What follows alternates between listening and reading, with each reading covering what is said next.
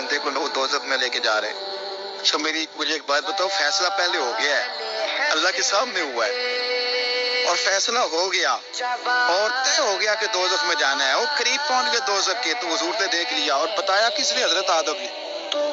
حضرت آدم کہنے لگے حضور وہ آپ کے گناہ کو دوزخ میں لے جا رہے۔ نبی پاک آگے بیٹھے، کیا پڑھتے ہیں ہمارے بھائی؟ حضور نے مجھے ان سے چھڑا کے چھوڑ دیا۔ نبی پاک سے پہلے سلام آگے کے فائدہ رہا، کہاں لے کے جا رہے ہیں؟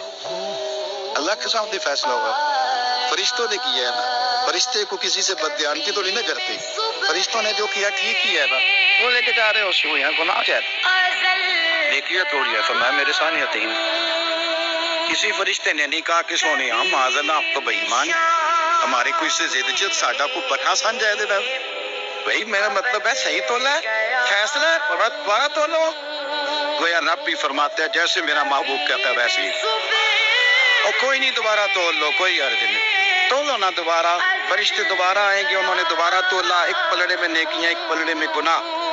اب وہ گناہ پھر زیادہ نکلے تو نبی پاک نے نا جیب سے اتنا سا روکا نکلا، روکے کا بھی کوئی وزن ہوتا ہے، وہ حضور نے نیکیوں کے پلڑے میں رکھ دیا، نیکیاں بڑھ گئی، فرشتے بھی چپ کر گئے۔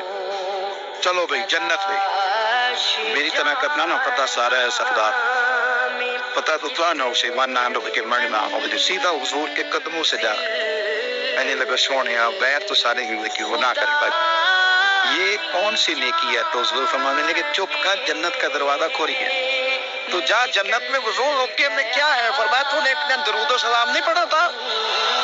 میں نے تیرا سنبھال کے رکھا ہوا تیرا درود شریف، اور نعرے رسالت بھی تو نے لگائے تھے، تو کھول کے میرے تذکرے میں نے تیرا سنبھال لیا، دوزخ میں میں تو کیا میرا سایہ نہ جائے، کیونکہ رسول پاک سے دیکھا نہ جائے۔